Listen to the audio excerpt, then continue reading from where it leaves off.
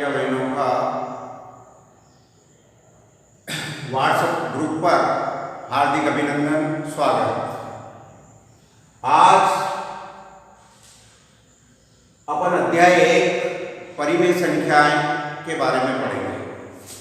इससे पहले परिमेय संख्या के बारे में जानने के लिए हमें परिमेय संख्या किसे कहते हैं, तो परिमेय संख्या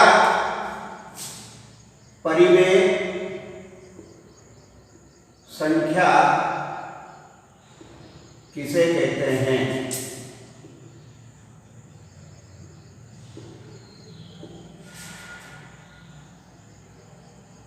उदाहरण सहित लिखें।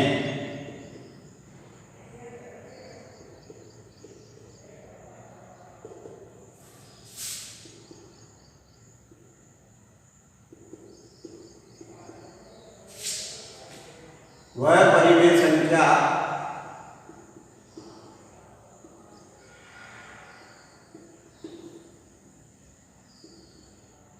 संख्याएं जिन्हें P/Q के रूप में व्यक्त किया जाता है।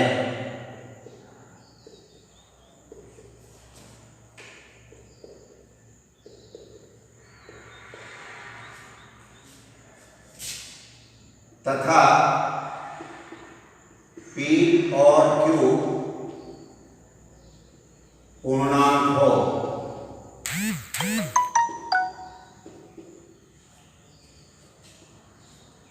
जहां Q बराबर 0 नहीं हो।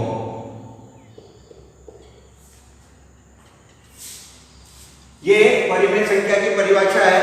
इसमें आपके उदाहरण देखें तो उदाहरण के रूप में आप लिख सकते हैं ऋण 1/2, 0, 5/7, 0/1, 7/9, 3/5, ऋण 3/5। इस प्रकार की यह परिमेय संख्या है। लेकिन यदि 3/0 हो तो जिस संख्या के नीचे 0 आती हो, बटा के रूप में हर के स्थान पर 0 आता है, वो परिमेय संख्या नहीं होती है। इसलिए 3/0 परिमेय संख्या नहीं है। तो इस प्रकार आप वह परिमेय संख्याएं जिन्हें P/Q के रूप में व्यक्त किया जाता है तथा P और Q पूर्णांक हो, जहां Q बराबर 0 नहीं हो। उसके उदाहरण आपके सामने। इसी प्रकार से योज्य प्रतिलोम, दूसरा योज्य प्रतिलोम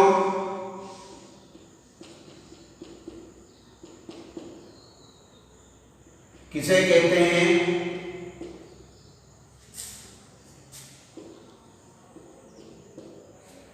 योज्य प्रतिलोम में वह परिमेय संख्याएं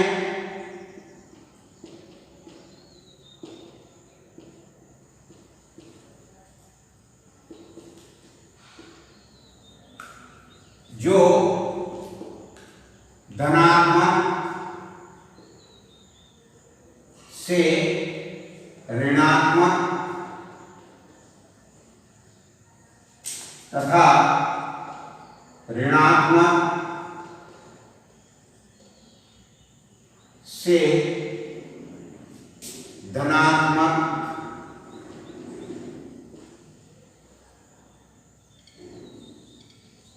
बदलने पर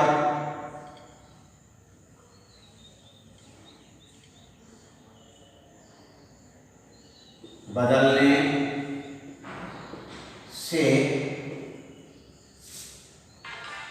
योज्य प्रतिलोम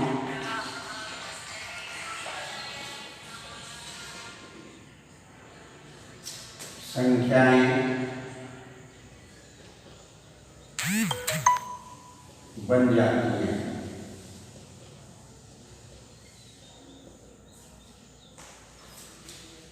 उदाहरण के तौर पे देखिए आप 3/5 का योज्य प्रतिलोम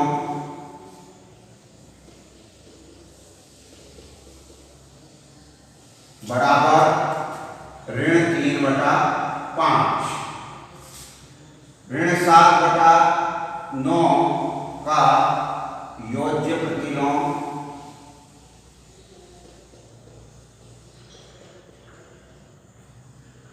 बराबर 7/9। ये इसके आंसर है। अपन ने परिभाषा बताई, वह परिमेय संख्याएं जो धनात्मक से ऋणात्मक तथा ऋणात्मक से धनात्मक बदलने से योज्य प्रतिलोम संख्याएं बन जाती है। आपने बताया कि धनात्मक से ऋणात्मक। अब यहाँ संख्या देखिए 3/5 धनात्मक है और धनात्मक का योज्य प्रतिलोम ऋणात्मक कर दिया, इसलिए लिखा अपन ने धनात्मक से ऋणात्मक। उसी प्रकार से ऋणात्मक से धनात्मक बदलने पर तो यहाँ देखिए 7/9 का योज्य प्रतिलोम बराबर 7/9। ये ऋणात्मक से क्या बन गया? धनात्मक। इस प्रकार आपको योज्य प्रतिलोम संख्याएं परीक्षा में आती है, न्यू टाइप के रूप में भी दिया जा सकता है।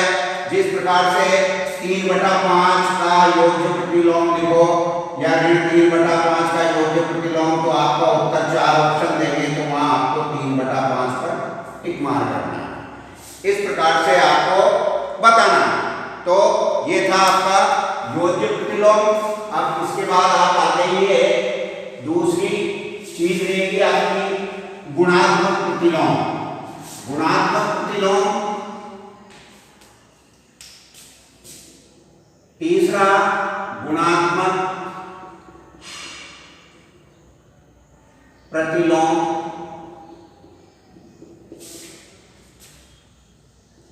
किसे कहते हैं?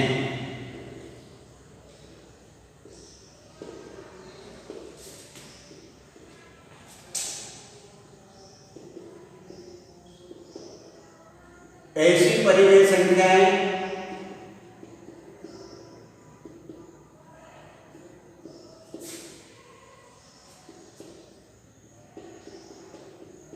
जिनमें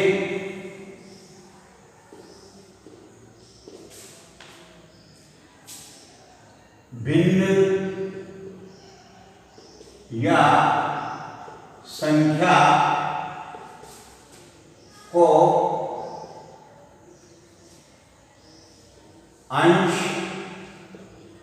से हर को हर से अंश में बदलने पर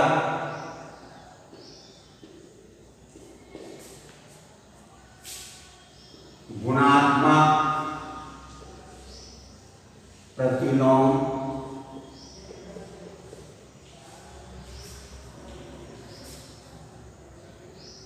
कहते हैं। उदाहरण देखिए आप, यहां गुणात्मक प्रतिलोम किसे कहते हैं? तो ऐसी परिमेय संख्याएं जिनमें भिन्न या संख्या को अंश से हर से अंश में बदलने पर गुणात्मक प्रतिलोम बन जाता है या कहते हैं। अब यहां पर देखिए, आपने बताया कि अंश से हर, जैसे आपने लिखा 3/7। अब यहां अपन ने बताया कि अंश से हर को हर से अंश में बदलना, तो इसका का गुणात्मक प्रतिलोम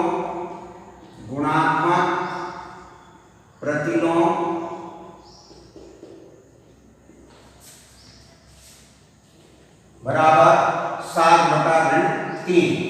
अब यहां हमने बताया कि अंश से हर को हर से अंश में बदलना, तो ये अंश और ये हर, तो यहां अपन ने हर को ऊपर ले आए और अंश को नीचे ले गए। इस प्रकार ये अपनी संख्या गुणात्मक प्रतिलोम कहलाएगी। अब आपको इसी तरीके से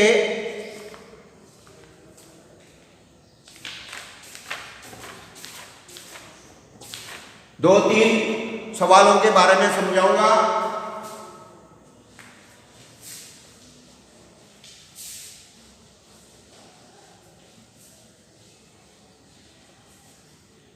जैसे आपका सवाल ऋण 2/3 गुणित 3/5 प्लस 5/2 माइनस 3/5 गुणित 1/6 ये आपका सवाल है। इस सवाल को अपन के इसमें आपके संख्या प्लस माइनस इनटू ये चीज है, तो यहां सबसे पहले हमें सिर्फ गुणित वाली संख्याओं को हल करके बताना है। तो यहाँ गुणित वाली संख्या है, यदि कटती है तो काटे, नहीं कटती है तो नहीं काटे। तो अब जैसे ये 3 से 3 कट रहा है तो 3 एकम 3, 3 एकम 3। अब यहाँ प्लस आ गया तो ये संख्या नहीं काटनी है। अब यहाँ देखो 3/5 के आगे 1/6, तो 3 से 6 कट रहा है तो 3 एकम 3 और 3 दूआ 6। अब ये संख्या नहीं कट रही है, तो अब यहाँ पर अपन ऊपर का ऊपर यानी कि अंश को अंश से गुणा और हर को हर से गुणा करेंगे। तो ऋण 2 को 1 से गुणा करा तो ऋण 2 और 5 को 1 से गुणा करा तो 5 प्लस, अब यहाँ देखिए 5/2 है, ये 5/2, फिर इसके बाद यहाँ संख्या ऊपर 1 को 1 से गुणा करा 1 और 5 को 2 से गुणा करा 10। इस प्रकार प्लस और माइनस वाली संख्या प्राप्त होगी। आपने गुणित की संख्या को काट दिया। अब प्लस माइनस में है तो इसका अपन लघुत्तम लेते हैं। लघुत्तम 5, 2 और 10, तो लघुत्तम लेने का तरीका है 5, 2, 10। अब यहाँ कम से कम 2 संख्या में भाग जाना चाहिए। अब 2 संख्या में 2 का भाग इसमें भी जा रहा है, इसमें भी जा रहा है, तो 2 का देंगे। इस संख्या में पूरी बार नहीं जा रहा, तो इसको ऐसा का ऐसे ही 2 का भाग 2 में दिया 1 बार और 2 का भाग 10 में दिया 2 पंजे 10, 5 बार। अब देखिए यहाँ 5 5 2 बार है तो सिर्फ 5 का भाग देंगे, क्योंकि अपन ने बताया कि कम से कम 2 संख्या में भाग जाना चाहिए। तो 5 एकम 5, 1 में भी जा रहा जैसी की जैसी, 5 एकम 5। अब आपकी संख्या है 2 गुणित 5 बराबर 10। तो लघुत्तम कितना आया आपका 10। तो यहाँ लघुत्तम लेंगे अपन ये 10। अब अंश ये हर वाली संख्या है और ये लघुत्तम है, तो हर संख्या का लघुत्तम में भाग देंगे। हर संख्या का लघुत्तम में भाग देंगे। 5 का भाग 10 में दिया, कितनी बार गया 2 बार, गुणित यहाँ ऊपर कितना है ऋण 2, तो ये कोष्टक में रख दो क्योंकि डबल चिन्ह दिखना चाहिए कि ये डबल चिन्ह है। फिर इसके बाद प्लस आया, ये प्लस लगा दिया। अब यहाँ 2 वही हर वाली संख्या का भाग लघुत्तम में, तो 2 पंजे 10, कितनी बार गया 5 बार, तो 5 और ऊपर कितना है 5, तो ये ऊपर भी 5 लिख दिया अपन ने। इसके बाद वापस चिन्ह आया ऋण, तो ऋण लगाएंगे। 10 का भाग 10 में दिया, कितनी बार गया 1 बार, तो 1 और ऊपर भी कितना है 1, इसलिए अपन ने लिख दिया 1 × 1। अब अपन इसको गुणित करेंगे, गुणा करेंगे। तो 2 को ऋण 2 से गुणा करा तो ऋण 4, फिर आया प्लस 5 25, फिर माइनस 1 एकम 1 बटा 10। अब यहाँ ये ध्यान रखना है कि प्लस प्लस की संख्या है तो उन सबको साथ में जोड़ देंगे। धन धन की संख्या, ऋण ऋण की संख्या है तो उसको एक साथ जोड़ देंगे और उसका ही चिन्ह लगाएंगे। तो यहाँ 25 पहले प्लस का है, 1 ही है इसलिए प्लस 25, और ऋण की 4 है, ऋण का 1 है। अभी मैंने बताया था कि ऋण ऋण की कितनी भी संख्या हो सबको जोड़ो और चिन्ह भी वही लगाओ जो ऋण की संख्या है। तो ऋण 4 और 5 बटा 10। फिर अब यहाँ एक प्लस की आ गई और एक माइनस की है, तो यहाँ प्लस की बड़ी है और माइनस की छोटी है, इसलिए अपन यहाँ प्लस की संख्या 25 में से 5 घटाएंगे तो बचेगा 20 बटा 10। अब यह संख्या कट रही है तो इसको काट दें, 10 गुना 20 बराबर 2, ये इसका आंसर होगा।